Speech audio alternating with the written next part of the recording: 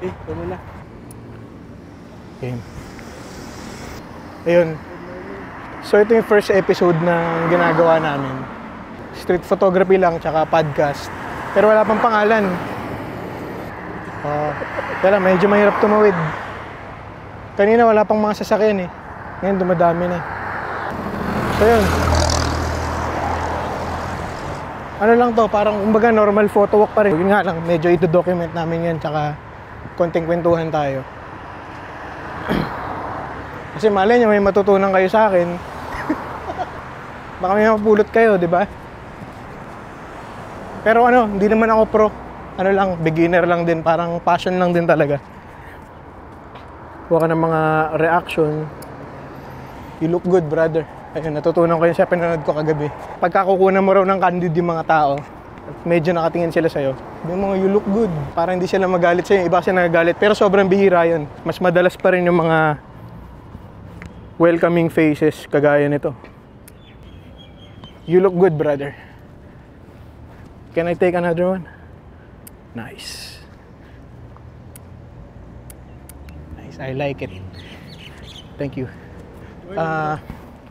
So yun, gamit kong lente ngayon.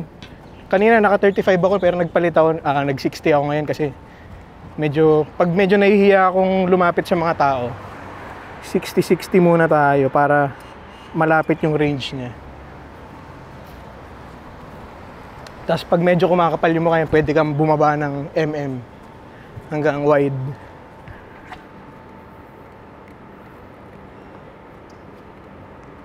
Introduce mo pala muna sarili mo. Pala si @Daniel.Pieper sa Instagram.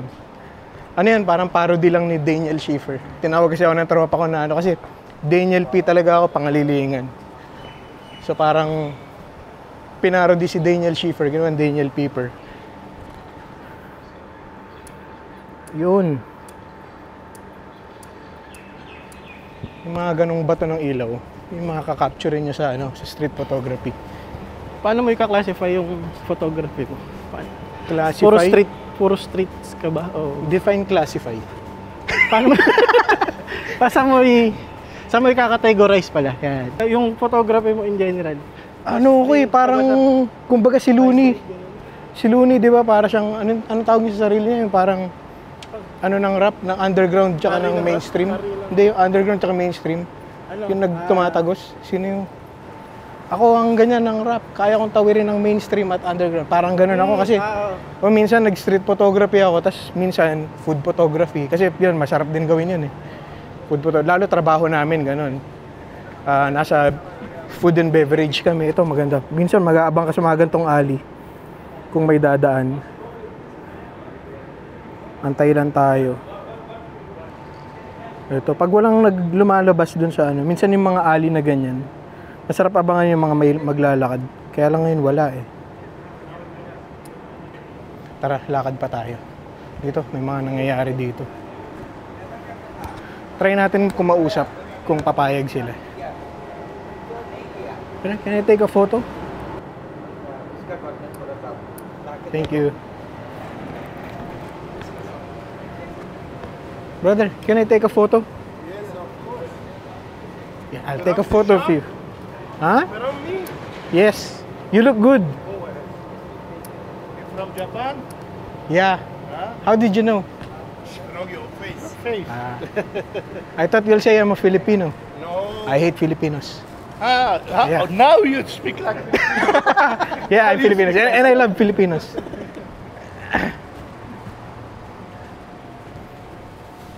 Brother, can I take a photo? Reflection. Masasarap kunan yung mga matatanda. Kasi yung wrinkles nila, panalo yun sa lalo na pag in-edit mo. Papalitawin mo palalo yung wrinkles nila. Ang ganda. Yung pangarap ko rin kumuha ng mga ganyang mga nakataklob na babae. Kaya lang medyo sensitive dito sa Dubai. Kaya medyo maingat tayo. Tapos brother, kunan natin. Minsan, kailangan kapalan mo lang talaga yung mukha mo. Kaya lang, puro reflection. Ito. Brother, can I take a photo? You look good.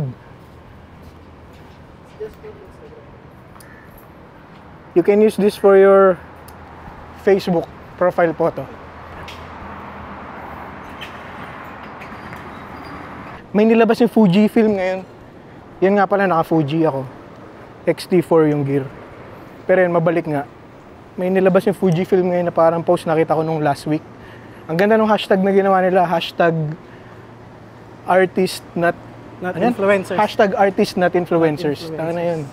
Sobrang solid nung hashtag na yun. Parang kung artist ka, tatamaan ka.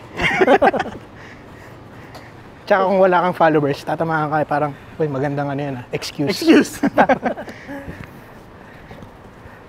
Pero yun naman talaga, hindi mo naman ginagawa to para sa followers eh. Sa settings ng camera, wala, ano lang eh, timplahan lang talaga, tansyahan. Wala naman ako masyadong sinusunod na mga rules, so ano, parang ano lang, go for it lang lagi. Pag nagsi-street ka, anong lente gamit mo madalas? Lente, dati nung takot pa ako kasi dati magpaalam, lahat talagang puro candid. Gamit ko Viltrox, yung 80mm. Pero yun, okay pa rin yun hanggang ngayon. Tapos, ayun, minsan, lalaruin mo rin eh, depende sa mood. Minsan may mood ako na, kagaya last week, gamit ko 16mm. Para mas wide, mas makuha mo yung, lalo dito sa lugar na to, ang ganda, ang daming details ng lugar eh. Kaya parang yun, minsan okay siya. Tapos kapag gusto mo kong mag-portrait, ayun, doon ako gumagamit ng mga, ito, kagaya ngayon, gamit ko 60mm. So,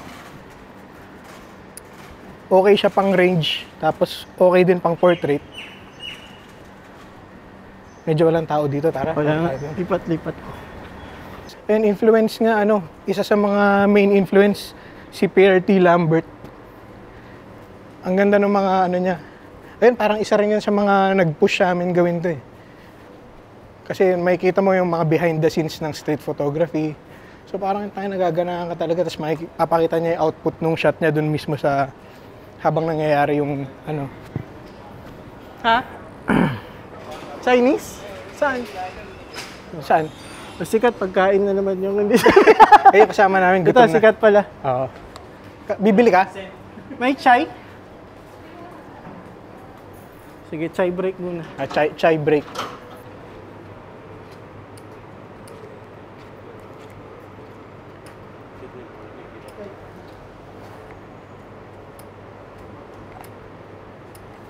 You look good. Nice. Can I take a photo of you, brother? Photo.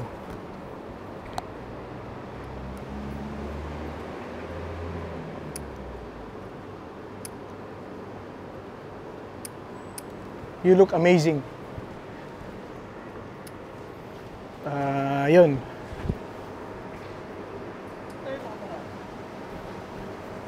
Kung dito na ba tayo galing? Hindi pa. Paano yung mo? Post-processing? Post-processing, process? lagi ako nag-shoot ng RAW. Tapos, Lightroom, ganun. Tapos, basic adjustments. Pero mahilig ka ba maglagay ng mga parang, kasi kadalasan nakikita ko parang puro filters and may time na ganun, pero bihira. Usually, pagka street, pag mga ganun, more on natural colors lang. Tapos, yung shadow lang, tatapangan mo lang. Ayun.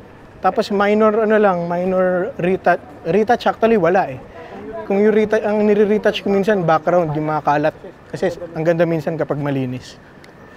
Kadalasan yung mga ibang photographer talagang hindi lang retouch sa color eh.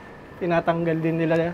Para pati composition ginagawa sa post-processing. Oo, yun nga. Nakita ko nga sa AI. Lalo yung AI ngayon, grabe. May nakita ko kahapon sa Instagram. Parang sinot niya yung lugar. Tinanggal na yung lahat ng tao. Ang galing eh.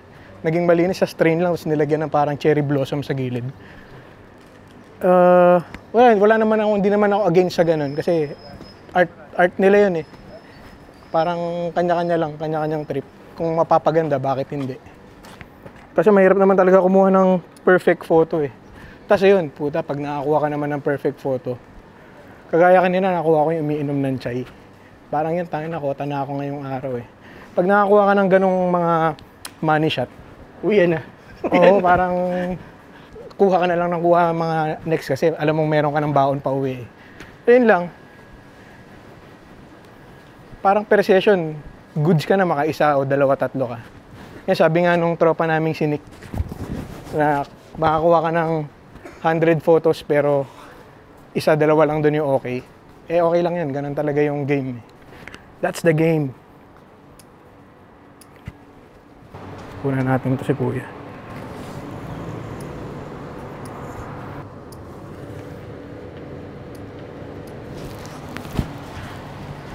Yun, okay din yun. Yung mga ganong moments, di ba? Sa street mo lang makikita ito.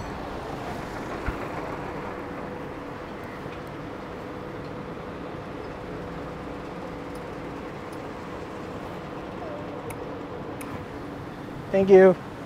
Ayun, kadalasan ng tao mababait talaga. Brother, can I take a photo?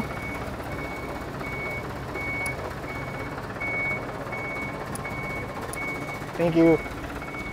'Di ba? Ang babait nila. Pero minsan parang dito sa ginagawa natin gusto ko makaka-tsempo ng tilt na tao. Aggressive. Oo. Parang maganda yan sa ano. Ito, mukhang tilt. So, ito, tingnan natin kung tilt siya. Pero feeling ko hindi pa rin eh. Testing natin. Brother, can I take a photo? So, yun, no? Talagang mahirap makahanap ng galit na tao ngayon. Weekend eh. Oo, tsaka game talaga sila kasi gusto nila na mapipicturean din sila eh. Huwag nyo lang bibigay yung WhatsApp nyo. Oo. Kasi ito si Ading. Hinaras siya ng isang patan. Siguro hanggang ngayon, kung hindi ko binlock yun, nagme-message pa rin eh. Hi brother, how are you? Oh, medyo may ano na eh, may feelings na yung mga text Medyo eh. personal na yung mga message eh. Tapos minsan yun, naabangan mo yung tama nila sa ilaw. Tapos click. Depende lang approach eh. Ikaw ba? Paano ba sa'yo? Routine. Ako, yung... Wala akong routine eh. Parang go with the flow Lakad lang talaga? lagi. Oo, lakad pag... Kasi, yun din, kailangan mo sanayin yung, ano, kailangan mong sanayin yung mata mo makapag-compose. Ako yung atake, kadalasan, hanap muna akong composition eh. Sa antayin ko may dumaan. Ganun. May favorite subject ba kayo? Ako kadalasan, ano eh, parang silhouettes, tsaka, ano bang tawag dito? Kung shadows ka. Shadows, tsaka isolated. Kadalasan may isang tao sa frame, tapos may shadows, tsaka may light streak. So Ganun. sabi natin, yun yung gusto mong signature. Pero minsan, boring na din pag paulit-ulit yung ginagawa. Pero maganda rin kasi minsan yung ano eh, may mga photographers na, yun yung mga umaangat na tingin ko eh. Yung may sarili silang ano, style. Yung sobrang Pag tinuloy-tuloy nila. Kaya lang ako nahihirapan kasi ako sa ganun kasi ang dami kong gustong gawin eh. Minsan gusto ko yung masyado, minsan gusto ko portrait lang talaga na ano. Ayun, depende rin. Best example yung mga black and white na kulay. Oo. Ang hirap maging consistent na black and white lang ang kuha mo. Oo. Madali siya pero yung sa sarili mo na minsan gusto mong may kulay naman lalo pag pumunta ka sa ganitong lugar. Ang daming kulay, parang sayang. Tsaka ayun, ano rin talaga ako, hindi ako ma-black and white na photoist.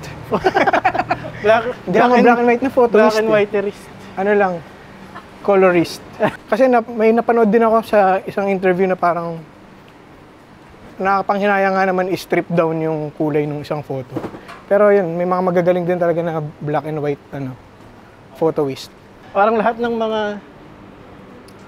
ang tawag nito, mga classic na timeless na picture, black and white. Mahirap din mag-black and white. Oo, na-try ko mag-edit ng black and white. Tangin na. Akala ko, papatayin mo lang yung kulay, yun na, hindi pa pala. Medyo malayo na yun.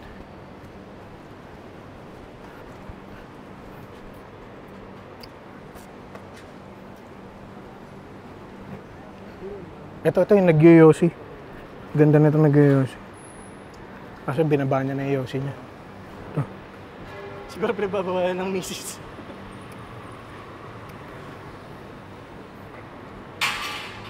Ito medyo marami nangyayari sa area na to.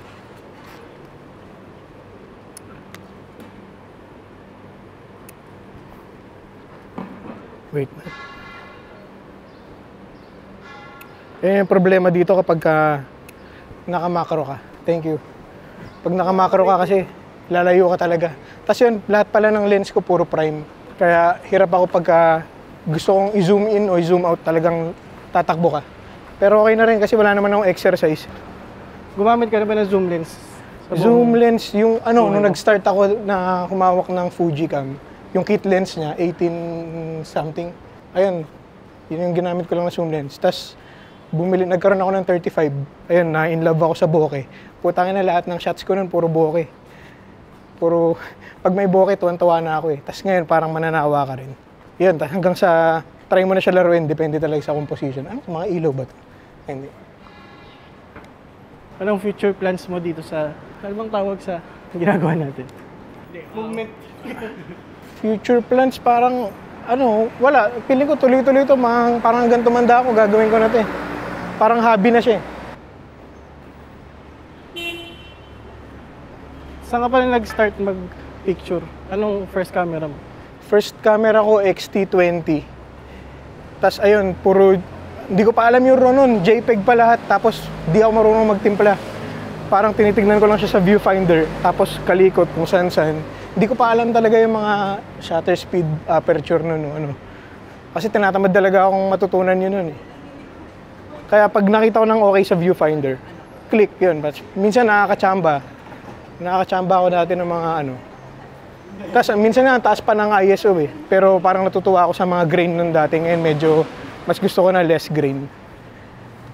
Tapos ayun. Tapos yun, nag-upgrade na ako ng XT4 ngayon. Dahil sa IBIS. Kasi yun, sarap din kumuha ng footage minsan. Sa buong pagpipicture mo, anong pinaka-best tingin mo na picture? Best photo. Na sobrang proud ka. Na hindi, proud ako. na hindi dahil sa mga engagement o kung ano man.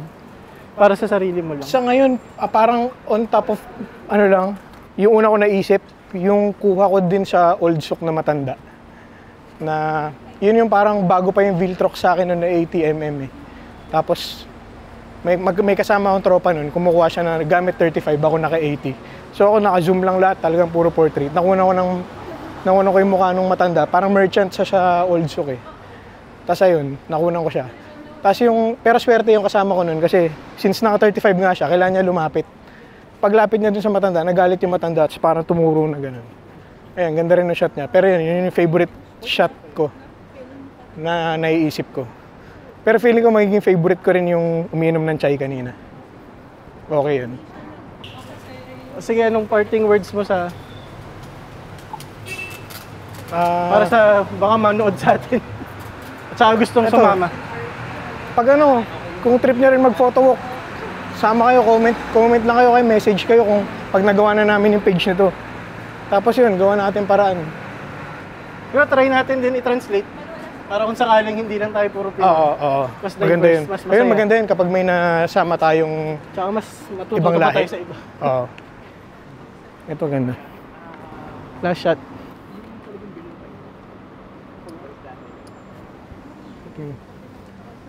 Yun, tas follow niya na lang Daniel.Peeper sa Instagram. Yun. Tapos may YouTube din ako na personal yun, more on lifestyle vlogs. Flight Cartel.